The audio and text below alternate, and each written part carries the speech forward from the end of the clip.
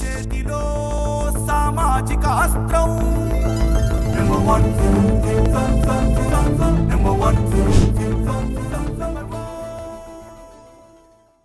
నమస్తే. సామాన్యుడి చేతిలో సామాజిక అస్త్రం నెంబర్ 1 న్యూస్కి స్వాగతం. నేను రవీంద్ర. 2 తెలుగు రాష్ట్రాల్లో ఫేక్ కగోరి అరాచకాలపై దాదాపుగా 3 నెలల పాటు దానికి సంబంధించి ఒక ఎపిసోడ్గా మారుతూ వచ్చింది.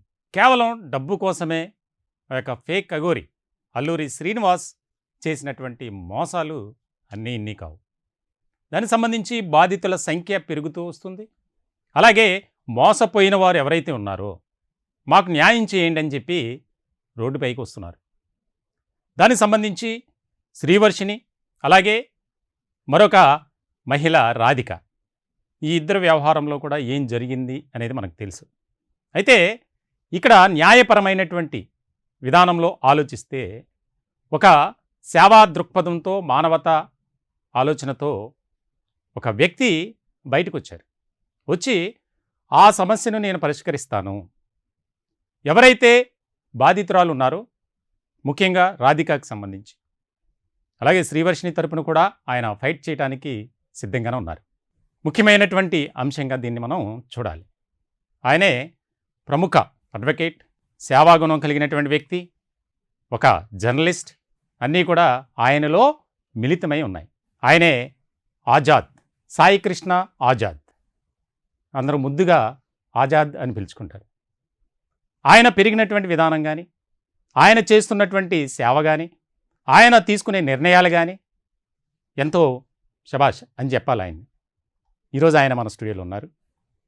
ఈ వ్యవహారానికి సంబంధించి మొదటి నుంచి ఏం జరిగింది, ఇప్పుడు ఏం జరుగుతుంది, జరగబోయేది ఏంటి, ఇవన్నీ కూడా మనం తెలుసుకునే ప్రయత్నం చేద్దాం.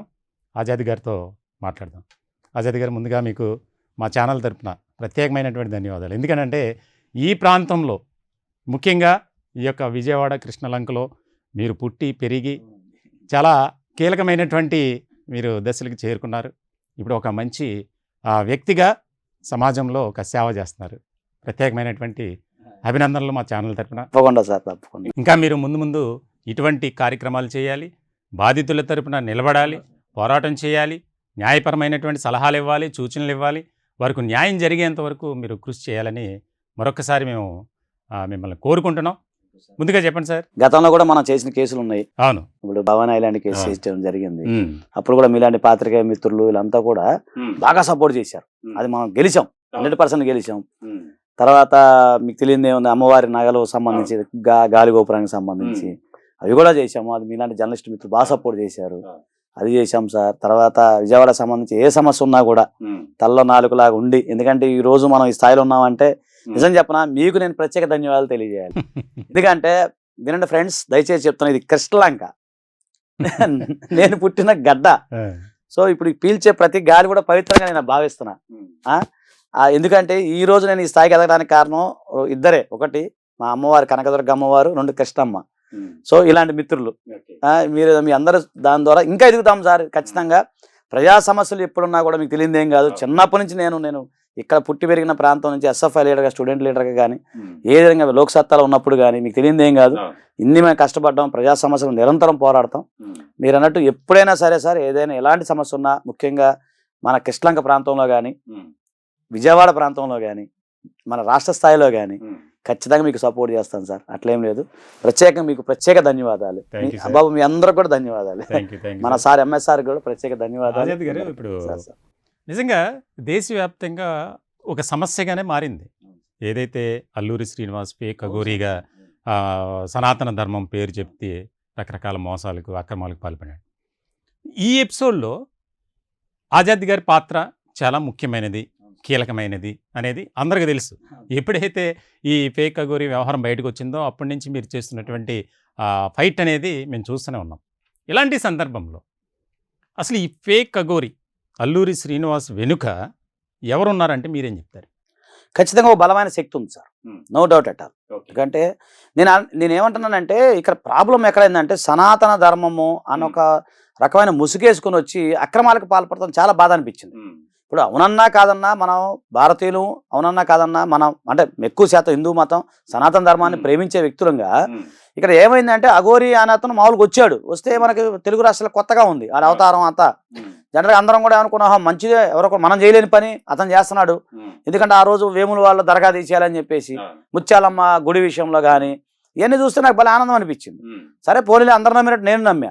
తర్వాత ఒకటొకటి తవ్వుతుంటే అంటే మీకు ఆఫ్రికా చెప్పకూడదు రవీంద్ర గారు. విషయం ఏంటంటే ఇక్కడ బాధితులు ఇద్దరు కాదు, 20 మంది పైన ఉన్నారు.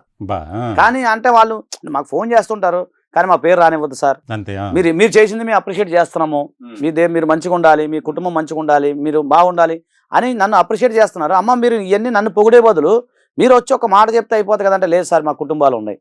ఒక్కొక్కరు మీకు విషయం తెలుసా సార్, కొన్ని ప్రాంతాల్లో వ్యక్తులు ఈ తాలిబుట్టు తాకడ పెట్టి కూడా అతనికి ఇచ్చిన డబ్బులు ఉన్నాయి.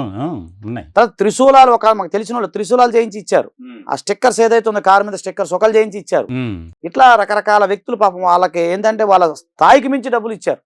కానీ అలాంటి వాళ్ళు రావాలంటే ఈ రోజు భయపడుతున్నారు. ఇప్పుడు ఆమె వినీత గారైనా ఒక ఉన్నారు కదా, ఆమె ఫస్ట్ అప్రోచ్ అయింది మమ్మల్ని. అయితే మనం ఎథిక్స్ ప్రకారం అవి నేను బయట పెట్టలేదు అప్పటి వరకు కూడా. మార్చిలో జరిగింది అదంతా. సో తర్వాత మీరు అన్నట్టు ఇప్పుడు ఈ వర్షిని విషయం వచ్చేసరికి నాకు బాధ అనిపించింది. ఏంట్రా బాబు మనం ఎంత మంచితనం అనుకుంటే ఇట్లా అమ్మాయిని, పెళ్లి కాని అమ్మాయిని అంత మోసం చేసి ఆ అమ్మాయిని ఇట్లా చేసి వాళ్ళ కుటుంబాన్ని రోడ్డు మీదకి తీసుకొచ్చి వాళ్ళ జీవితాన్ని నాశనం చేశాడని.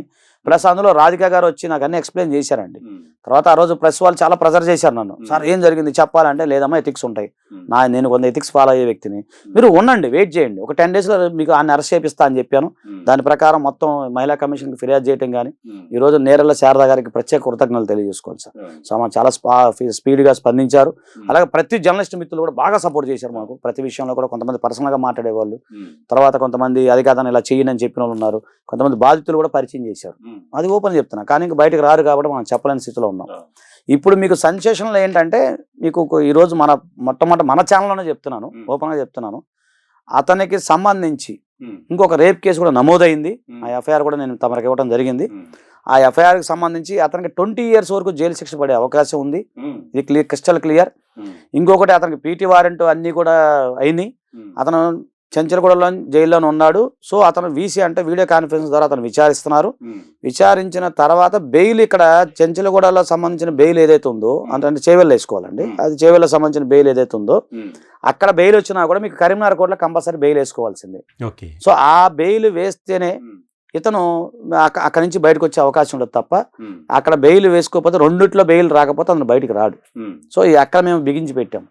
సో మేమేమనుకున్నాం అంటే అసలు ఏదైతే బెయిల్ రాకుండా దానికి సంబంధించి అప్పీల్ చేస్తా ఉన్నాము. ఎందుకంటే because she a practising advocate. So ఆమె ద్వారా చేసుకుంటూ వీలైతే అతన్ని అండర్ ట్రయల్ అక్కడే ట్రయల్ చేపించేసి, కరీంనగర్ కోర్టు ట్రయల్ చేపించేసి, నేను అనుకుంటున్నాను అసలు నా మైండ్ సెట్ అట్లుంది, అసలు అక్కడే ఉండేటట్టుగా ప్లాన్ చేయాలని నా ఉద్దేశం. ఎందుకు అంటే అతను లోపల ఉండటం వల్ల చాలా సేపు, ఎందుకంటే వర్షిని అనే అమ్మాయి మైండ్ సెట్ మారాలి ఫస్ట్, అలా కుటుంబీకులు చేరాలి. ఆ సమయంలో మీరు కూడా చాలా హెల్ప్ చేసి పెట్టారు. చాలా మీరు దాని విషయంలో ఒక రకంగా చెప్పాలంటే మీ పరిధిని మించి కూడా చేయడం జరిగింది. చివరికి జాబ్ కూడా మీరు ఇచ్చారు. కానీ అంత అమ్మాయి మరి అది ట్రాన్సా లేకపోతే పిచ్చా ఉన్మాదం అనేది మనకు తెలియదు, కానీ సైకలాజికల్గా. సో కనీసం ఒక కుటుంబానన్న, అదే కొన్ని వందల కుటుంబాలు ఈరోజు వెక్స్ అయిపోయారండి అసలు అతనితో. సార్ ఇప్పుడు అజయ్ గారు, సార్ ఈ రాధిక వ్యవహారం ఎప్పుడైతే బయటకు వచ్చిందో నైట్కే శ్రీవర్షిని ఈ ఫేక్ అఘోరి గారు వివాహం చేసుకున్నారు. ఎస్, అది కూడా చెప్తాను సార్, చెప్పండి. అంటే ఇప్పుడు ఈ రాధిక మోసపోయినటువంటి బాధిత మహిళ, అసలు వీళ్ళిద్దరికి ఎక్కడ పరిచయం మీకు? ఎందుకంటే ఆ కేసుని డీల్ చేస్తున్నారు మీరు, ఎలాంటి స్వార్థం చూసుకోకుండా నేను న్యాయం చేస్తానని చెప్పి మీరు, ఆమె కూడా రాధిక కొద్దిగా మీకు ప్రాక్టీస్ చేస్తుంది కాబట్టి మీరు ఒక మానవతా దృక్పథంతో ఆలోచించారు. అసలు వీళ్ళిద్దరికి ఎక్కడ పరిచయం? ఇది ఏంటంటే వీళ్ళ పరిచయం వచ్చేసరికి అక్టోబర్ మాసంలో పరిచయం అండి వీళ్ళకి. అంటే ఈమెకి ఏంటంటే అక్కడ వాళ్ళ ఊర్లో కొత్తపల్లి అనే ఊరు ఉంటుంది కరీంనగర్ దగ్గర. ఆ ఊర్లో ఏంటంటే ఈమెకి ఒకటి ఆశ్రమం కట్టాలని చెప్పి, ఇతను కాదు, ఇతనికి సంబంధం లేదు, ఎప్పటి నుంచి ఒక మైండ్ సెట్ ఉంది మామూలుగా మావయ్యకి వాళ్ళందరికీ.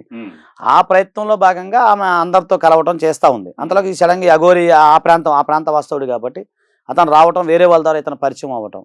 పరిచయం అయిన తర్వాత అతను కూడా నేను చూసుకుంటా, మీకు ఎందుకు, నాకు ఆల్రెడీ ఉంటుంది కదా సార్, అందరం మీరు నమ్మినట్టు నేను నమ్మినప్పుడు అది అయిపోయింది ఇది అయిపోయింది అని చెప్పి అట్లా అమ్మాయిని ట్రాన్స్లో తీసుకెళ్ళటం. తర్వాత అది అందులో ఉంది ఎఫ్ఐఆర్లో, ఆమెను ఎక్కడి దగ్గర తీసుకెళ్ళటం, ఆమె మీద కొన్ని లైంగికంగా దాడి చేయటం, ఇంకా అవన్నీ జరిగినాయండి. తర్వాత ఆమె ఏంటంటే అతనికి ఉన్న మరి ఏం అలవాటు ఏమో, అది పిచ్చి అలవాటు, తాలిబుట్టు కట్టడం. తాలిబడి కట్టేశాడు. కట్టిన తర్వాత అతను ఆమె మీద చాలా అఘాయిత్యం చేశాడు. తర్వాత ఆమెను కూడా ఎక్స్‌ప్లాయిటేషన్ చేశాడు. ప్రాబ్లం ఎక్స్‌ప్లాయిటేషన్ అయింది. ఏమని, నువ్వు ఆయన కారు చెడిపోయింది, ₹1,00,000 పంపించు, లేకపోతే ఇది పంపించు, ఇక్కడికి వెళ్తున్నా అని అట్లా అమ్మాయిని 20,000, 30,000, 40,000, 50,000 లాగేశాడు.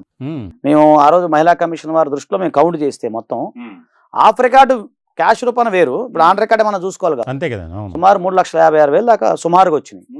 ఆమె చాలా పేదవాళ్ళండి, చాలా పేదవాళ్ళు. అలాంటి అమ్మాయి అప్పులు చేసి తీసుకొచ్చి కట్టింది. దానికి వడ్డీలు కట్టుకోలేక ఇబ్బంది పడుతుంది. సరే, ఇక్కడ నాకు అర్థం కాని విషయం ఏంటంటే, ఇప్పుడు రాధిక అమ్మాయి లా చదివింది, ఓకే, వెల్ ఎడ్యుకేటెడ్, ఇటువంటి వాటి పట్ల చాలా అప్రమత్తంగా ఉండాలి. సమాజానికి కూడా ఒక సందేశాన్ని ఇవ్వాల్సినటువంటి రాధిక గారు వాడి ప్రలోభానికి లేకపోతే మభ్య పెడితే లొంగిపోవటానికి ఎక్కడ కూడా నమ్మటానికి అంతగా లేదు. కానీ మీరు అమ్మాయి మోసపోయిందని చెప్పి బయటకు వచ్చి కంప్లైంట్ ఇచ్చింది, మీరు అంటున్నారు 3 లక్షల దాదాపుగా. అదే అంటే ఎందుకు ఆ అమ్మాయి ఆ విధంగా ప్రలోభానికి? నేను మీరు అడిగిన ప్రశ్నే సార్. అంటే ఇక్కడ ఒకటి మళ్ళీ చెప్తాను. ఫస్ట్ రోజు శివరుద్ర స్వామి గారు మంచి కీ రోల్ పోషించారు. ఈ సందర్భంగా ఆయన ఖచ్చితంగా గుర్తు చేసుకోవాలి. ఆయన ఏం చేశారంటే, ఇట్లా ఒక అడ్వకేట్ నాకు పరిచయము, ఆయన ఫోన్ చేసినప్పుడు ఇట్లా ఆజాద్ గారు ఇట్లా ఒక అమ్మాయి ఉంది, సో అంటే అడ్వకేట్ అన్నారు. సరే అడ్వకేట్ అంటే మరి ఏమోనండి మరి చూడాలన్నారు. తర్వాత సడన్గా మా ఆఫీస్కి వచ్చారు. ఆ రోజు అంతా జర్నలిస్టులు అంతా ఉన్నారు. నేను అప్పటికి చెప్పాను, బాబు నాకు తెలియదు 2 రోజులు ఆగండి అని చెప్పాను. ఆ రోజు మేము కొద్దిగా మాట్లాడాం, ఏం పెళ్లి చేసుకోలేదు ఆడు ఇట్లా తీసుకెళ్ళిపోయాడు అమ్మాయిని అనగానే అతను ఆ లైవ్ లో చూసేసి ఆ నైట్ పెళ్లి చేసేసుకున్నాడు. మీకు ఐడియా ఉంది కదా, అదే రోజు మేము ఉదయం అన్నాము, సాయంత్రం ఆయన పెళ్లి చేసుకున్నాడు. క్లియర్ అయింది, అక్కడ క్లియర్ అయింది కదా. రెండో పాయింట్ ఏంటంటే, నేను అదే అమ్మాయిని అడిగా, ఏంటి అమ్మాయి నువ్వు అడ్వకేట్ అన్నావు, ప్రాక్టీసింగ్ అడ్వకేట్ అన్నావు, నీకు నాలెడ్జ్ ఉంటుంది, కామన్ మ్యాన్ అంటే ఓకే అంటే ఒకటే చెప్పింది సార్, అతని దగ్గర ఏదో ఉందండి, ఏదో ఒక రకం మభ్య పెట్టాడు, ఒక ట్రాన్స్లోకి తీసుకెళ్ళాను నన్ను. కొన్ని సందర్భాల్లో మన మైండ్ ఇప్పుడు ఎంత మస్తిష్కం పనిచేసినప్పుడు, ఎంత పెద్ద అడ్వకేట్ ఉన్నా సార్, చాలా కేసులు చేస్తాము, చేసే సందర్భంలో కొన్ని జడ్జిమెంట్స్లో ఆర్గ్యూ చెప్పేటప్పుడు కొన్ని గుర్తురావు, కొన్ని పదాలు గుర్తురావు, అదే కీలకం అవుతుంది. అదేంటి సార్ అంటే, నేను చేస్తాం, మన మైండ్ సెట్ అట్లా ఉంటుంది, సడన్గా ఏదో గుర్తు వస్తుంది. ఇప్పుడు మనం ఎంత తెలివిగా ఎక్కడో సార్ ఏమరపాటుగా ఉంటాం. ఆ ఏమరపాటు అనేది ప్రతి మనిషికి ఒక బలహీనత అనేది ఉంటుంది. ఈమె యొక్క బలహీనత ఏంటంటే, అంటే అంత ముందు ఒక పాస్ట్ లైఫ్ ఒకటి ఉంది, ఒంటరి లైఫ్. సో ఒక బలహీనత ప్లస్ ఇంకొక అతివైన బలహీనత అంటే, ఈ అమ్మాయికి తండ్రి లేడు. తండ్రి ఈమెను రాధే అని పిలిచేవాడు అంట చిన్నప్పుడు. ఈమె పేరు రాధిక అయితే రాధే అని పిలిచేవాడు. వీడు కూడా రాధే అని మొదలుపెట్టాడు. సో ఇతను ఏంటంటే, నేను తండ్రి లాంటోని, అవును రాధే నేను తండ్రి లాంటోని అనగానే ఏం ట్రాన్స్లోకి ఏంది, ఇక్కడ కనెక్ట్ ఎక్కడైంది, మా తండ్రి. మీకు అర్థమవుతుంది కదా సార్, స్టార్టింగ్ లో ఆ కనెక్ట్ అయింది. ఇప్పుడు అదే కనెక్ట్ ఇక్కడ ఏమైంది, వర్షిని నాకు ఏం చెప్పింది, నా తల్లి మరి మీరు లెక్కేసుకుని దాన్ని బట్టి ఆడు ఎట్లాగా మనుషుల్ని తీసుకెళ్తాడు అనేది మీకు క్వశ్చన్ వేసి. కొన్ని సందర్భాల్లో చాలా మందికి ఫోన్ చేసి తండ్రి అనేవాడు, మన మిత్రులు ఉండాలండి, పేర్లు చెప్పకూడదు, వాళ్ళు కూడా ఫోన్ చేస్తే చెప్పు తండ్రి అనేవాళ్ళు, నీ కాలు మొక్త తండ్రి అనేది. అలాగా ఎవరు ఆడాలి, మీరు ఫోన్ చేసిన తండ్రి అంటాడు, ఇప్పుడైనా తండ్రి అంటాడు. అలాంటి ట్రాన్స్లోకి వెళ్ళినప్పుడు మనం ఏమనుకోవడం, అఘోరా దేవుడు ఆ టైంలో ఒక స్వామీజీ మన తండ్రి అన్నాడంటే, ఓహో మంచిదే, పుత్రవాత్సల్యం ఉందని మనం అనుకుంటాం కదా. సో ఆ ట్రాన్స్ లెక్కేసుకోండి. నాకు తెలిసి ఇదే అందరి మీద ప్రయోగం చేస్తాను నాకు అనిపిస్తుంది. మహారాష్ట్రలో కూడా ఒక బాధితురాలు ఉందని చెప్పి వచ్చింది మనకి ఇన్ఫర్మేషన్. వేరే దగ్గర ఒక 2-3 వచ్చారని తెలుస్తుంది, కానీ వాళ్ళు బయటకు వస్తే బాగుండేది. సో ఏదైనా అక్కడ పాపం పండింది, మీలాంటి మిత్రుల సహకారంతో మనం ముందుకెళ్ళాం సార్. ఆజాద్ గారితో చిట్ చాట్ కార్యక్రమంలో చిన్న బ్రేక్ తీసుకున్నాం. కుటుంబ వివాదాలు, రాజకీయ ఎత్తుగడలు, పరస్పర ఆరోపణలు, ఊహించని ట్విస్ట్లు, మీడియాలో ట్రెండింగ్ అవుతూ వస్తున్న కామెంట్స్ పై number 1 news special focus. Hot comments watch on number 1 news. Don't miss it. Welcome back. సరే, ఇప్పుడు రాధిక వ్యవహారం అలా ఉంచితే, శ్రీవర్షిణిని కూడా మభ్యపెట్టాడు, ప్రలోభపెట్టాడు, రకరకాల దీనికి ఇచ్చేశాడు. అంటే అతను కేవలం మభ్యపెట్టడానికి వీళ్ళ ఏదైతే వీక్నెస్ ఉంటుందో దాన్ని ఆధారంగా తీసుకొని, ఇటు డబ్బు కావచ్చు, లేదంటే ప్రతి ఒక్కరికి ఆశ్రమం పేరుతో నేను ఆశ్రమం నీ పేరుని కట్టిస్తానని చెప్పడం, రకరకాల మభ్యపెట్టే విధంగా అతను ప్రలోభ పెడుతున్నాడు.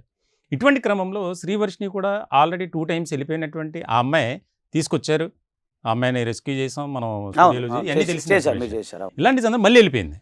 అంటే ఎందుకు అంత అటాచ్మెంట్ అనడానికి మనం ఏం చెప్పుకోవచ్చు? అయితే ఒకటి సార్, ఎందుకంటే అమ్మాయిది ఇప్పుడు ప్రజెంట్ 23 సంవత్సరాల వయసులో మైండ్ సెట్ ఏ విధంగా ఉంటుంది, ఒక ప్రేమ ఎవడైతే చూపిస్తారు, ఇన్ఫెక్చువేషన్ అంటారో, లేదా దాని మీనింగ్ ఏంటో నాకు తెలియదు, ఒక వ్యాక్యూమ్ అనేది ఏదైతే ఉందో ఆ వ్యాక్యూమ్ని ఎవరైతే ఫిలప్ చేస్తారో ఆటోమేటిక్ వాళ్ళకి అట్రాక్ట్ అవుతారు. అది కామన్గా, అది మనకు తెలియదు. వాళ్ళ అబ్బాయి ఉన్నాయి, అమ్మాయి ఉన్నాయి, అంకులు ఉన్నాయి, లేకపోతే తాత ఉన్నాయి, మనవడు ఉన్నాయి, ఎవరన్నా కానీ. సో ఇక్కడ ఆ యొక్క గ్యాప్ ఏదైతే ఉందో వాళ్ళ ఇంట్లో ఉన్న కొన్ని జరిగిన గ్యాప్ లేదా కొన్ని బలహీనతలు ఏవో అతను పట్టుకున్నాడని నేను అనిపిస్తుంది. కరెక్టే, అది సైకలాజికల్గా. సో అక్కడ సైకలాజికల్ పాయింటే తప్ప వేరేది ఏం లేదు. ఎందుకంటే అటు మగోడు కదా, మొత్తం బహిరంగంగా అందరం చూసాం, బహిరంగంగా తెలుసు. రెండోది ఆడికి ఆస్తుపాస్తులు ఉన్నాయా? లేదు. పోనీ మూడోది ఏమన్నా 6 ప్యాకులు ఉన్నాయా? లేదు. పోనీ నాలుగోది ఏమన్నా అందగాడా? అది లేదు, ఏమి లేదు. ఆడ ఒక మనిషే కాదు, ఒక మగోడే కాదు, ఆడ అసలు పనికిరాని వెధవ, వేస్ట్ ఫెలో అని ఒక మహిళకి తెలిసినా కూడా నాకు కావాలి అంటుందంటే ఒక రకమైన అది ట్రాన్స్ ఉంది. ఆ సైకలాజికల్ గ్యాప్ ఏదైతే ఉందో దాని మీద అతను వెళ్ళాడేమో అనేది నేను అనుకుంటున్నాను. దానికి సంబంధించిన ఏదైనా సైకాలజిస్ట్ సంబంధించిన ఏదైనా కూడా మనం చూసుకుంటే వాళ్ళు కూడా చెప్పారు ఏదో ఉంది, ఆయనకి గ్యాప్ పెట్టారని చెప్పి. తర్వాత ఇంకొకటి నాకు డౌట్ వస్తుంది సార్, వీళ్ళు చెప్పడం ఏంటంటే అమ్మాయిని తీసుకొచ్చేటప్పుడు, అది రాజస్థాన్ గుజరాత్ ఉంది కదా, మీరు తీసుకొచ్చినప్పుడు వాళ్ళ అన్నయ్య చెప్పేది ఏంటంటే, వర్షిని వాళ్ళ అన్నయ్య చెప్పినప్పుడు ఆల్కహాలిక్గా ఉంది, ఆ టైంలో మందు వాసన వచ్చింది. అలాగే వీళ్ళు గంజాయి కానీ అంటే కొన్ని ఉంటాయి, ఇప్పుడు మనకు తెలియదు ఏముంది, వీళ్ళు ఋషులు సాధు పుణంగవులు తీసుకునేది గంజాయి కానీ లేదు, ఇంకా అటు నార్త్ సైడ్ ఇంకా ఏదో కొన్ని ఓపియం ఏవో మత్తు పదార్థాలు మనకు పేర్లు అవి తెలిసావో కానీ ఒక రకమైన మత్తు పదార్థాలు ఏమైనా ఉంటే దానికి అలవాటు చేసి ఉండొచ్చేమో అని కూడా నాకు అనిపిస్తుంది. అవి కొన్ని మెదడు మీద పనిచేస్తాయి. ఎందుకంటే ఇప్పుడు పాకిస్తాన్ గురించి మన ఒక ఆయన మాట్లాడుతున్నాడు, పెద్ద ఆయన టెర్రరిస్టులకి ఏదో ఇంజక్షన్ చేస్తారంట, చేస్తే ఆ ఉన్మాదంలోకి వెళ్ళిపోతారంట, అదేదో పేరు కూడా చెప్పాడు ఆయన. అలాగే 2వ ప్రపంచ యుద్ధ కాలంలో కూడా ఒక హిట్లర్ తన సైనికులకి అదేదో మందు ఇచ్చేవాడంట, ఒక మందు లాంటిది ఇస్తే వాళ్ళు వెళ్ళిపోయి ఆ మూమెంట్లో కాల్ చేసేవాళ్ళంట. అదే కనిపిస్తుంది. అలాంటి ఏమన్నా ఇతను చేశాడా అనేది కొంచెం నేను అయితే వాళ్ళ కుటుంబ సభ్యులు ఆరోపించినట్లు ఏదైతే వశీకరణ చేశాడు, లేకపోతే రకరకాల మందు పెట్టాడు అని మనం భాషలో నమ్మొచ్చు అంటారు. ఎట్లా నమ్ముతాం కానీ సైంటిఫిక్ రుజువు అయితే ఉండదు. ఇప్పుడు సైంటిఫిక్ దొరకనే చాలా ఉన్నాయి సార్ ఈ ప్రపంచం సృష్టిలో. దానికి మనం సైంటిఫిక్ గా అయితే నో అనే చెప్తాము. కానీ పెద్దలు ఇప్పుడు దిష్టి అంటాం, దిష్టి కానీ సైంటిఫిక్ రీజన్ ఉంటుందా సార్? కొన్ని సందర్భాలు చిన్నప్పుడు దిష్టి తగిలిందనగానే నీరసం ఉందనగానే ఉప్పు తిప్పేస్తే మనకు యాక్టివ్ అవుతుంది. అది సైకలాజికల్ ఫీలింగ్ గా నిజంగా దిష్టి అనేది మనం చెప్పలేం. కానీ సైన్స్ పరంగా అయితే అవన్నీ మనం నమ్మడానికి లేదు. కానీ ఉంటాయి సార్, ఏదో ఒకటి ఉండొచ్చు, లేదని మనం అట్లా చెప్తాం. ఎందుకంటే పూర్వకాలం నుంచి వస్తుంది కదా. సరే, ఇప్పుడు మనకి ఫస్ట్ ప్రొడ్యూసర్ని ఎవరైతే ఒక మహిళా ప్రొడ్యూసర్ని మోసం చేశాడో 10 లక్షలకు సంబంధించి ఆ సెక్షన్స్ ఇప్పుడు రాధిక గారి మీద ఏదైతే ఇది ఉందో ఆవిడ ఇచ్చినటువంటి ఫిర్యాదుని బేస్ చేసుకుని పెట్టినటువంటి ఈ సెక్షన్స్కి డిఫరెన్స్ ఏంటి సార్? ఫస్ట్ 318 అది మీరు చెప్పండి సార్. వినీతా రెడ్డి గారికి సంబంధించినటువంటి సెక్షన్స్ అయితే 308/5, 318(1), 351(4), 352 BNSC 4 సెక్షన్స్. అలాగే అదే అంటున్నాను నేను. ఇప్పుడు రాధిక గారికి సంబంధించినటువంటి ఫిర్యాదు అయితే 64(1), 87, 318(4), 351(2. Difference between 2 complaints. ఇక్కడ ఆలోచించాల్సింది ఏంటంటే, ఫస్ట్ ఆఫ్ కంప్లైంట్ ఏదైతే ఉందో ఆ కంప్లైంట్ లో ఓన్లీ చీటింగ్, అక్కడ లైంగికంగా వేధించింది లేదు. ఈ ప్రొడ్యూసర్ అదంతా ఎకనామికల్ సంబంధించింది. క్రిమినల్ బ్రీచ్ ఆఫ్ ట్రస్ట్ కానీ, తర్వాత డబ్బులు ఎక్స్ప్లాయిట్ చేయటం కానీ, చీటింగ్ చేయటంగా మాత్రం ఉంది. దీంట్లో వచ్చేసరికి ఏమైందంటే అది ఓన్లీ 7 years ఇంప్రిజ్మెంట్. దీంట్లో వచ్చేసరికి మహిళలను లైంగికంగా వేధించటం, అటెంప్ట్ టు రేప్, ఓపెన్ చెప్పండి అటెంప్ట్ టు రేప్. అలాగే అటెంప్ట్ టు రేప్ తో పాటుగా దాంట్లో ఏంటంటే అబ్డక్షన్, అంటే అతని తీసుకెళ్లిపోవటం, కిడ్నాప్ కూడా ప్రయత్నం చేశాడు అతను, కారులో తీసుకెళ్లి వేరే దగ్గర తీసుకెళ్ళటం, అవి కూడా జరిగినాయి. అలాగే 318 కూడా ఉండొచ్చు దీంట్లో. అంటే 318 అంటే ఇప్పుడు ప్రజెంట్ BNS ప్రకారం చీటింగ్ కేసు అనమాట. సో చీటింగ్ కేసు, మామూలుగా అటెంప్ట్ టు రేపు, తర్వాత ఏమైనా బలవంతంగా కిడ్నాప్ చేయటము, బలవంతంగా ఎత్తుకెళ్ళటం, బెదిరించటం, criminal breach of trust. So దీని ప్రకారం చూసుకుంటే 20 years జైలు శిక్ష పడే అవకాశం ఉంటుంది రవీంద్ర గారు. సో అదంటే 7 years ఇంప్రిజ్మెంట్. అదండి తేడా. అంటే ఇప్పుడు ప్రస్తుతం అయితే జైల్లో ఉన్నాడు. అతను బెయిల్కి సంబంధించి ఒక రాజకీయ నాయకుడు విశ్వ ప్రయత్నాలు చేస్తున్నాడు, తమిళనాడుకి సంబంధించి ఒక జాతీయ పార్టీకి సంబంధించిన నాయకుడు అనేది వినిపిస్తుంది. అసలు మనం ఎవరైతే ఈ అఘోరి ఒక కారుని ఉపయోగిస్తున్నాడో ఆ కారు ప్రజెంట్ చేసినటువంటి ఆ వ్యక్తి పేరు కూడా రివీల్ చేస్తున్నాం, ఆల్రెడీ మనం ముందే చెప్పాం, ప్రకాష్ అని చెప్పి. అసలు ఆయనకి ఈయనకి సంబంధం ఏముంటుందంటారు? ఎందుకంత అతని మీద ప్రేమ చూపించాడంటే మీరేం చెప్తారు? అంటే ఏదో అవినాభావ సంబంధాలు ఉంటాయి సార్. ఇప్పుడు వర్షినికి ఈయనకి ఏం సంబంధం ఉందంటే మనం ఎట్లా చెప్తాము? కొన్ని సంబంధాలు వస్తాయి. నేను ఏమనుకున్నానంటే అతను ఏమన్నా ఇతన్ని అంటే ఈ నిజంగా చెప్పండి అతను కూడా బాధితులై ఉన్నాడని అనుకుంటున్నా. ఆయన వివరాలు తెలిస్తే మాత్రం ఆయన స్టోరీ మొత్తం తెలియాలి మనకి. అతను కూడా బాధితులై ఉండొచ్చు. ఎందుకంటే అతను కూడా తండ్రి అని చెప్పి ఏదో ట్రాన్స్లో తీసుకెళ్ళి అతను ఏదైనా అంటే నేను అనుకుంటాం కొన్ని రకాల చేసుకుని అతని బలహీనతలు కూడా ఇతను కనిపెట్టి ఆ బలహీనత ఇతను ఆడుకున్నాడేమో అనిపిస్తుంది. అంటే మొన్న నేను వాళ్ళ మామయ్యతో మాట్లాడు, రాధిక వాళ్ళ మామయ్య ఎవరైతే ఉన్నారో అతనితో నేను మాట్లాడితే అతను ప్రతి ఒక్క బలహీనత పట్టుకుంటాడని చెప్తున్నాడు. ప్రతి ఒక్క మనిషి యొక్క బలహీనత ఏముంది, ఇప్పుడు ఇతనికి ఏముంది, ఇప్పుడు ఎంత కోటీసుడైనా ఎన్ని సందర్భాల్లో అతనికి హెల్త్ బాగోదు, ఏ డాక్టర్ దగ్గర చూపించినా కూడా హెల్త్ బాగోదు. ఆ సందర్భంలో నేను ఇది పూజలు చేస్తాను, నేను ఇది చేస్తాను అంటాడు. కొన్ని సందర్భాల్లో మనం ఏది పట్టుకున్నా కూడా మట్టి అయిపోతుంది. ఆ సందర్భంలో మనం ఖచ్చితంగా ఏ దేవుడి దగ్గరికి వెళ్ళాలని చెప్పి పూజలు చేస్తుంటాం. కొంతమందికి రాజకీయంగా ఎదగాలని చెప్పి కొంతమంది, మీకు విషయం తెలుసా సార్, ఈ విషయంలో మీరు ఇది కూడా గమనించారో లేదో తెలియదు, తెలంగాణలో కూడా సంబంధించిన రాజకీయ పార్టీకి సంబంధించిన నాయకులు కూడా పూజలు చేయించుకున్నారని కూడా వచ్చినాయి, వార్తలు వచ్చినాయి. మీకు అది మీరు బయట పెట్టాలా బయట పెట్టాలా లేదా అనేది మీ ఇష్టం. రేవంత్ గారి సర్కార్లో ఒక కీలకమైనటువంటి వ్యక్తి అది అంటే నేను చెప్పకూడదు, మీ జర్నలిస్ట్ గా మీకు రైట్ ఉంది. సో అలాంటి స్థాయిలో ఉన్నప్పుడు మనం ఎక్కడో తమిళనాడు గురించి మనకెందుకు, మనం అట్లా మాట్లాడదాం. పోనీ ఇక్కడే చూసుకుంటే కూడా మరి ఇలా జరిగిందంటే దానికి ఏమంటారు? చాలా ఆరోపణలు వచ్చినాయండి ఆ ఫ్యామిలీ మీద. ఎందుకనంటే ఇంత రాద్ధాంతం చేస్తున్నటువంటి ఈ యొక్క ఫేక్ అఘోరి అని తెలిసిపోయి మోసాలకు పాల్పడుతున్నటువంటి వ్యక్తిని కూడా పట్టుకోలేకపోతున్నారు. ఖచ్చితంగా కాంగ్రెస్ పార్టీకి సంబంధించిన వారే హస్తం ఉంది అనేది ఎన్నో ఆరోపణలు వచ్చినాయి. ఆరోపణలు మనం అంటే మీరే చెప్పాలి, జర్నలిస్ట్ గా మీకు నాలెడ్జ్ ఉంది, నాకు లీగల్ నాలెడ్జ్ తప్ప రాజకీయ నాలెడ్జ్ లేదు. ఇంకోటి ఏంటంటే మీకు శివరుద్ర స్వామి గురువు గారు ఎవరైతే ఉన్నారో ఆయన 15 అఖాడాల్లో తన అసలు అఘోరి కాదని చెప్పి ఒక సర్టిఫికేట్ కూడా ఇచ్చారు. మరి మీ దగ్గర ఉందో లేదో నేను ఇస్తాను, అది కూడా మీరు ఉందా ఉంటే ఓకే, లేదా నేను ఈ మాట ఇస్తాను. సో ఈ విధంగా అతను ఇన్ని రకాలుగా పాల్పడి మీరు అన్నట్టు అంటే మీరంటే రాజకీయ రంగు కూడా దీంట్లో రాజకీయ రంగు కూడా ఉంది అంటే వాడు ఎంత నెట్వర్క్ ఉండదు, ఎంత చేసి ఉండొచ్చు. ఇప్పుడు నేను అఘోరిని అతను అన్నాను, ఎందుకంటే మీరు అనకూడదు కూడా నాకు తెలిసి, వాడని ఎందుకన్నా ఎవరి కడుపులో బాధ ఆడిది అది. కాబట్టి నేను ఆ విధంగా ఇతను ఎలాగ పెంచి పోషించి, నిజంగా చెప్పాలంటే ఈ రోజు మనం అడ్డుకోపోతే ఇతను ఒక ఉగ్రవాద తీవ్రవాద ఖచ్చితంగా. ఎలా అంటే శ్రీవర్షిని రాధిక లాంటి ఎంతమంది మోసపోయేవాళ్ళు. ఒక రకంగా మన అందరం అదృష్టవంతులు, మన పుణ్యం చేసుకున్నాం ఈ యొక్క దుష్ట దరిద్రం వదిలించడానికి. అలా ఉంది సార్ పరిస్థితి. సో ఏదైనప్పుడు కూడా నా ఉద్దేశం ఏంటంటే మేమైతే బెయిల్ రాకుండా చేయాలని ఉన్నాం సార్. ఒకవేళ బెయిల్ వచ్చింది అనుకోండి, ఎలాగో మీకు తెలియదు ఏముంది, బెయిల్ రద్దు చేయడానికి మళ్ళీ మేము హైకోర్టుకి వెళ్తాం, ప్రాక్టీసింగ్ సుప్రీంకోర్టు ఆల్సో చూద్దాం, సుప్రీంకోర్టు దాకా వెళ్తాం. సార్ ఇంకొక ఇక్కడ ముఖ్యమైనటువంటి అంశం ఆధార్ కార్డు ఫీమేల్, అసలు జెండర్, దాన్ని కూడా చెప్తాం. జెండర్ చూడండి, చూశాను, నా దగ్గర ఉంది. అసలు ఏ రకమైనటువంటి ఆలోచన అంటే ప్రభుత్వాన్ని కూడా అధికారులది కూడా ఇక్కడ చాలా తప్పు అనిపిస్తుంది నాకు. ఎందుకంటే బ్యాంక్ అకౌంట్ ఓపెన్ చేసి అది కూడా రీసెంట్గా, ఇప్పుడు ఒక డాక్టర్ సర్టిఫికేట్ ఇచ్చాడంటే అది ఏమని ఇచ్చారు? ఆ సర్టిఫికేట్లో కూడా కళలో శివుడు కళ్ళలోకి వచ్చి లింగాన్ని అర్పణగా ఇమ్మన్నాడు. అసలు గుప్త రాగాలు ఉన్నాడు కాదు సార్. ఇప్పుడు ఒకటి ఏ డాక్టర్ అయినా అసలు ఒకవేళ పేషెంట్ చెప్తే అలా ఇస్తాడు ఆ సర్టిఫికేట్, అది కూడా ఫేకే. సో ఇలాంటి సందర్భంలో ఇక్కడ ఆధార్ అలాగే బ్యాంక్ అకౌంట్ వీరిని తప్పు పట్టడానికి ఏమైనా అవకాశం ఉందా లీగల్గా?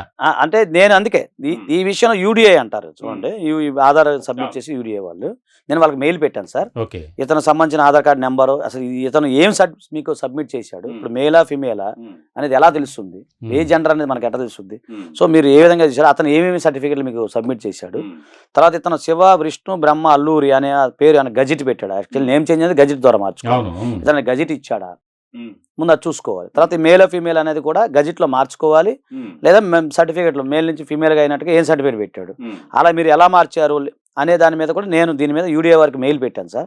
అది త్వరలో వస్తుంది, అది కూడా మీ కోర్టుకి సబ్మిట్ చేస్తున్నాము. దీనికి సంబంధించి మెయిన్ ఆఫీసు అంటే మనకు అమీర్పేటలో ఉంది, వాళ్ళకి పెట్టాము, వాళ్ళు చూస్తా ఉన్నారు. లేదంటే ఢిల్లీలో పోయి ఇది తెప్పిస్తాం సార్, తెప్పించి మీకు అది నేను వివరాలు ఇస్తాను సార్. ఇంకొకటి ఈ ఎవరైతే అల్లూరి శ్రీనివాస్ ఫేక్ అఘోరిగా చలామణి అయ్యి జనాల్ని బెదిరింపులకు రకరకాల వేషాలు మారుస్తూ చేసినటువంటి ఉన్నాయో, ఇతని అకౌంట్ లో దాదాపుగా కోట్ల రూపాయలు ఉన్నాయనేది ఒకటి వస్తుంది. అది మీరు ఎందుకంటే దగ్గరగా చూస్తున్నారు ఈ కేసు. అవునారు అంటే ఇప్పుడు ప్రజెంట్ ఇన్వెస్టిగేషన్ స్టేజ్ లో ఉంది. అయితే అఫీషియల్ రికార్డ్ అయితే ఏం లేదు, కానీ మామూలుగా అయితే ఉంది 2,36,00,000 రూపాయల దాకా ఉన్నాయి అనేది వార్తలు వస్తా ఉన్నాయి. అయితే కోట్ల రూపాయలు అనేది చేతులు మారినది తెలిసిపోతుంది. ఇప్పుడు చాలా సింపుల్ రవీంద్ర గారు, కోట్ల రూపాయలు పక్కన పెట్టండి, ఇప్పుడు నేను మీకు సింపుల్ లెక్క చెప్తాను, నాకు తెలిసిన లెక్క మీకు చెప్తాను. ఆ వినిత గారిది 10 లక్షలు, ఈ అమ్మాయిది 3.5 లక్షలు, తర్వాత ఈమె మాకు వచ్చిన బాధితులు అందరూ కూడా లెక్క చూసుకుంటే 70-80 లక్షలు, ఒకళ్ళు 5 లక్షలు, ఒకళ్ళు 6 లక్షలు, ఒకళ్ళు 18 లక్షలు అట్లా వేసి లెక్క చూసుకున్నప్పుడు మీకు 50 లక్షలు వస్తుంది. ఇది మనకు తెలిసి అవును. మీరంటే ఆయన ఎవరో ప్రకాశ ఎవరో చెప్తున్నారు తమిళనాడు ఆయన పోగొట్టుకున్నాడు. ఆ నార్త్ సైడ్ వాళ్ళు కాలు మొక్కి వాళ్ళంత ఇచ్చారు, మహారాష్ట్ర పోతే వాళ్ళు కాలు మొక్కి వాళ్ళంత ఇచ్చారు. సో ఆయన లెక్క చూసుకుని ఉంటాయి ఖచ్చితంగా ఉంటాయి.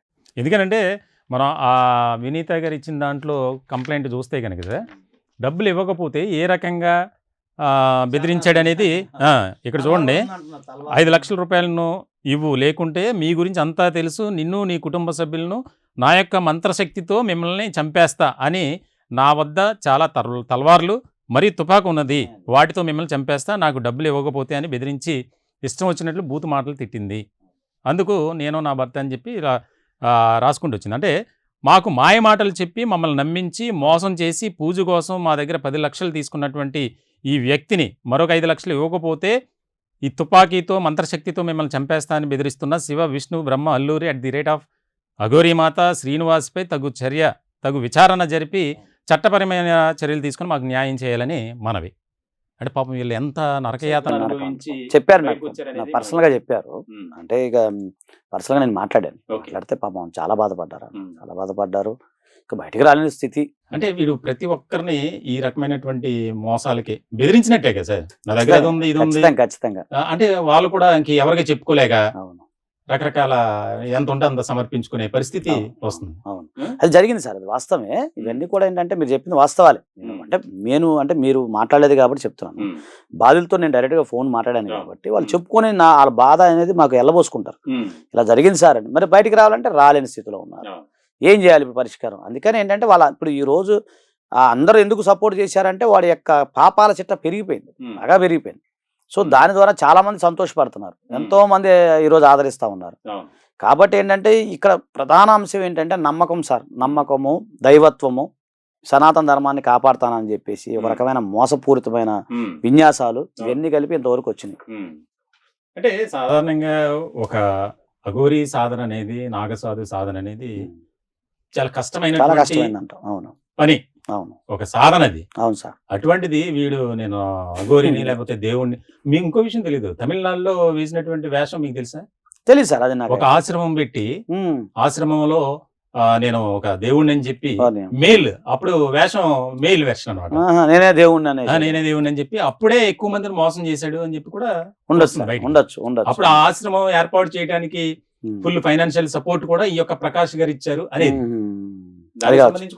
మీరు బయట తీయండి సార్, ఇలా మనం దీన్ని నేషనల్ హ్యూమన్ రైట్స్ కమిషన్ వేద్దాం సార్. ఎందుకంటే ఇది ఒక చిన్న అంశంలా కనపట్లేదు. ఒక రాష్ట్రం కాదు ఇది, 3, 4, 5, 6 రాష్ట్రాలకి చుట్టుపెట్టేటట్టు ఉన్నాడు. నేనే కుదిరితే సిబిఐ కూడా మనం ఎంక్వైరీ చేద్దాం సార్. సిబిఐ కూడా చూద్దాం, ఇది అయిపోయిన తర్వాత నెక్స్ట్. ఇది ఏంటంటే మొత్తం తవ్వి తీయాలి. మీరు అన్నట్టు చాలా పెద్దగా ఏదంటే తీగలాగితే మొత్తం డొక్కగలిగేటండి అట్లా ఉంది. మీరు ఒక సీనియర్ అడ్వకేట్ గా ఈ కేసును చూసిన తర్వాత దీంట్లో ఎంతమంది ఇన్వాల్వ్ అయ్యారు? ఇప్పుడు ఏదో సినిమాలో ఆలీ బైక్ మీద, మోటార్ సైకిల్ మీద ఇసుక పట్టుకెళ్తాడు, ఇసుక అంటాడు కానీ అక్కడ ఏ బైకులు మారుస్తుంటాడు. ఇక్కడ కూడా ఈ వీడి వ్యవహారం ఎలా ఉంది? ఒక తెలంగాణ నుంచి ఆంధ్రాకి వస్తున్నాడు, ఆంధ్రాలో అడవిడి చేస్తున్నాడు, పెట్రోల్ బాటిల్ పట్టుకుంటున్నాడు, నేను చచ్చిపోతా అన్నాడు. వాళ్ళు పోలీసులే సపోర్ట్ ఇచ్చి, సెక్యూరిటీ ఇచ్చి ఆ యొక్క ఏదైతే ఉందో ఆ పరిధి ఉంటది కదా, ఆ పరిధి దాటిస్తున్నారు. అంటే ఈ వెహికల్లో ఇంతవరకు సెర్చ్ కూడా చేయలేదు కదా. ఇంకోటి మనకి నెంబర్ ప్లేట్ లేకపోతే సార్, ఇప్పుడు మన కృష్ణలంక ప్రాంతం అడుగో మా ఇంటి కాంచి పోతే హెల్మెట్ లేదా పోలీసులు అలా అంటారు. ఏ బాబు మేము ఎక్కడైనా అంటే నువ్వు పెట్టుకోవాలి ఫైన్ రాస్తా. అలాంటిది ఈ వెహికల్ ద్వారా తరచూ వైజాగ్ వెళ్ళి వస్తున్నాడు, అక్కడి నుంచి గంజాయి తీసుకొస్తున్నాడు, ఇక్కడ కొంతమందికి అది సప్లై చేస్తున్నట్టు అనేది కూడా బాగా వినిపిస్తుంది. లేకపోతే వైజాగ్ వెళ్ళాల్సిన పని ఏంటి? అవునండి, అక్కడ ఎవరో యోగి ప్రభాకర్ గారు వాళ్ళు ఉన్నారు, వీళ్ళు ఉన్నారు, శిష్యులు, గురువులు, రకరకాలుగా ప్రచారం జరిగింది. కానీ అది వాస్తవం కాదు. వీడు వెళ్ళేది ఆ యొక్క గంజాయి మీరంటే మత్తు పదార్థాలు చేస్తుంది, జరిగి ఉండొచ్చు సార్, అవి కూడా జరిగి ఉండొచ్చు. అదేనండి, దీని మీద ఒక్కడ కాదు సార్, ఇది చేసింది మామూలుగా మోసం కాదు. మీరు అన్నట్టుగానే అసలు సిబిసిఐ కూడా నేను లెటర్ రాస్తాను, ఇది ఏం జరుగుతుందో చూసి సిబిఐ కూడా వెళ్ళేసి దీని మీద నేషనల్ స్థాయిలో ఇన్వెస్టిగేషన్ చేయాలి. మామూలు జరిగేటట్లేదు, మీరు చెప్తుంటే ఒకటొకటి ఐడియా వస్తుంది నాకు. దీన్ని దేశ స్థాయిలో తీసుకెళ్లాల్సింది. దీన్ని ఇంకా మా లీగల్ టీం ఉంది, దాంతో మాట్లాడతాం, ఇలాంటి జర్నలిస్ట్ మిత్రులతో మాట్లాడి కుదిరితే అది కూడా చేద్దాం, అది కూడా ఇన్వెస్టిగేషన్ చేద్దాం. ఎందుకు వదిలిపెట్టాలి సార్? శ్రీవర్షిణి వ్యవహారానికి సంబంధించి తన కుటుంబ సభ్యుల చెంతకు చేరడానికి అమ్మాయి కొంత భయపడుతుందో, లేకపోతే నేను చేసింది తప్పు అనేది అవును, అమ్మాయి infact ఒకవేళ compulsory అని ఉంటది. ఉండొచ్చు. ఎందుకంటే ఆలోచిస్తే ప్రతి ఒక్కరికి నేను చేసేది ఏంటి, నేను కరెక్ట్ గా చేస్తున్నానా లేదా 10 మందిని మోసం చేస్తున్నా అనేది ప్రతి ఒక్కరికి మనసాక్షి అనేది ఉంటుంది. అవును. ఒకవేళ ఆ విధంగా ఆలోచిస్తుందా, లేదా ఆ అమ్మాయి ఆలోచన ఏమై ఉంటుంది? ఇప్పటికే దాదాపు చాలా రోజులు అవును, గడుస్తుంది, చాలా అయినా సరే నేను ఇంటికి రాను, అటు నేను 1 ఇక్కడే month ఉంటాను, అవును ఇంటికి ఇక్కడే ఉంటానని చెప్తుందట. ఆ అమ్మాయి వ్యవహారాన్ని ఎలా చూడాలి? ఇంటికి చేరాలా ఆ అమ్మాయి ఖచ్చితంగా? దానికి ఏ రకమైనటువంటి విధానం ఉంటుంది అంటారు? అంటే యాక్చువల్గా ఇప్పుడు అమ్మాయి ఏ కేసులో లేదు. ప్రజెంట్ ఆమె ఏంటంటే సంరక్షణ కేంద్రంలో ఉంది. అవును. సో మేజిస్ట్రేట్ కోర్టులో వేయొచ్చు.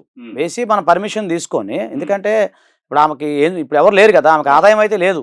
నేను అదే అనుకున్నాను మొన్న హైకోర్టులో చూద్దాం, పిటిషన్ ఫైల్ చేద్దాము అని అనుకుంటున్నాను నేను. అంటే వాళ్ళు సహకరించట్లా, అంటే ఫోన్ ఎత్తట్లా, మరి ఎందుకు వాళ్ళు? సరే ఏదైనా కానీ ఇప్పుడు మన ఇంట్రెస్ట్ లేని మనం ఏం చేయలేము. సో వస్తే అలా అనే ఆలోచన ఉంది. నేను లీగల్ టీము సీనియర్తో కూడా మాట్లాడాను కొంతమందితో. మాట్లాడినప్పుడు ఆ విధంగా చూడొచ్చు, హ్యూమన్ రైట్స్ కమిషన్లో చూడొచ్చు. ఎందుకంటే ఒక మనిషి భూమి మీద బతకాలంటే తిండి కాదు కదా సార్, తల్లిదండ్రులు ప్రేమ ఉండాలి, ఆప్యాయత ఉండాలి. ఎందుకంటే ఆ మానసిక స్థితి బాగాలేదని అర్థం అవుతుంది. సో ఆ కౌన్సిలింగ్ ఇప్పించాలి. అవసరమైతే వైద్యులు గవర్నమెంట్ సంబంధించిన వాళ్ళే ప్రికాషన్ తీసుకొని ఆమెకి మానసిక స్థితి బాగాలేనప్పుడు ట్రీట్మెంట్ ఇప్పించి తల్లిదండ్రులు చెంతగా చేయాల్సిన బాధ్యత కూడా ఉంది. కాకపోతే దాన్ని మనం దగ్గరగా ఇంకా చొరవగా తీసుకొని చేస్తే బెటర్.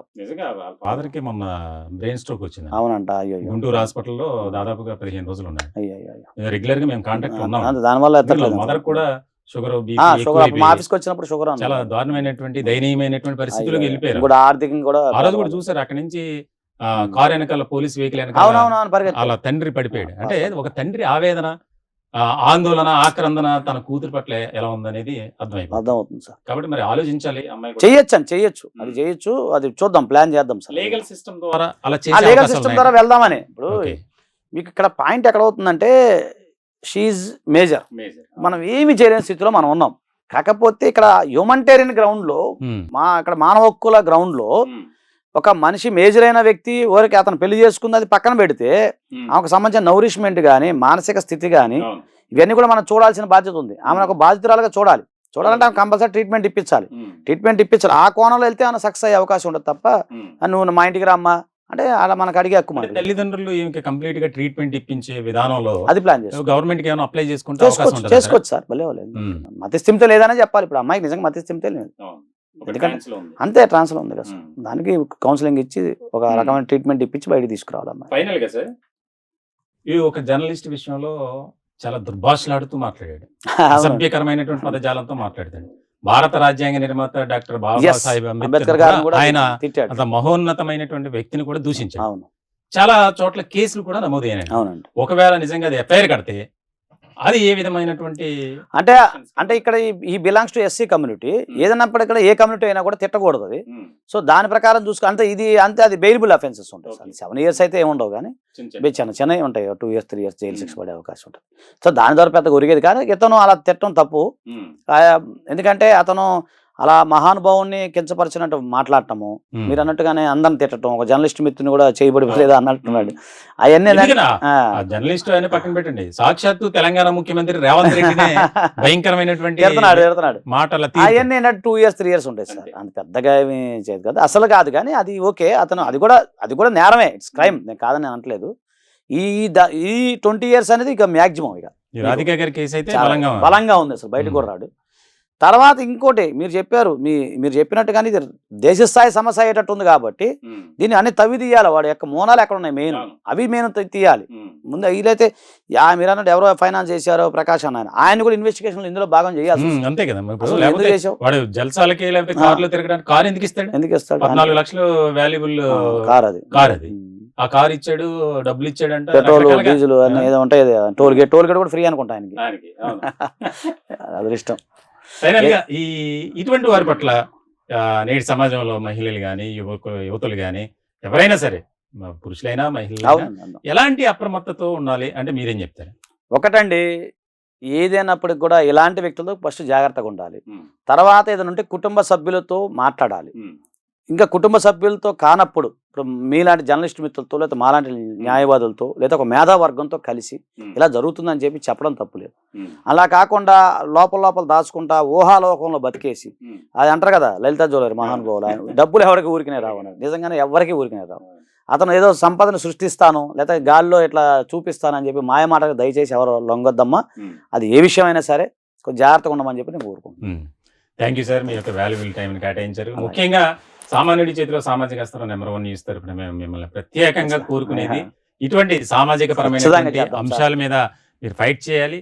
అలాగే అందరి పట్ల ముఖ్యంగా ఎవరైతే న్యాయ సహాయం కోసం ఎదురు చూస్తారు, ఖచ్చితంగా డబ్బులు లేక వాళ్ళు అలాగే ఉంటారు, వారి పట్ల కూడా మీరు ఖచ్చితంగా సార్ కనికరంతో చేద్దాం మానవతా దృక్పథంతో చేయాలని టైం ఉంటే ఖచ్చితంగా చేస్తాం సార్. మా సార్ ఎందుకు మీరే ఒకటి పెట్టండి, ఏదైనా న్యాయ సమస్య ఉంటే తప్పకుండా సార్. ఎవరన్నా మన ప్రాంతంలో వచ్చిన వాళ్ళు, విజయవాడ పరిసర ప్రాంతాల్లో కానీ చుట్టుపక్కల వాళ్ళు కానీ ఏ రాష్ట్రం అయినా సరే వస్తే నేను ఒక రోజు కేటాయిస్తాను దానికోసం.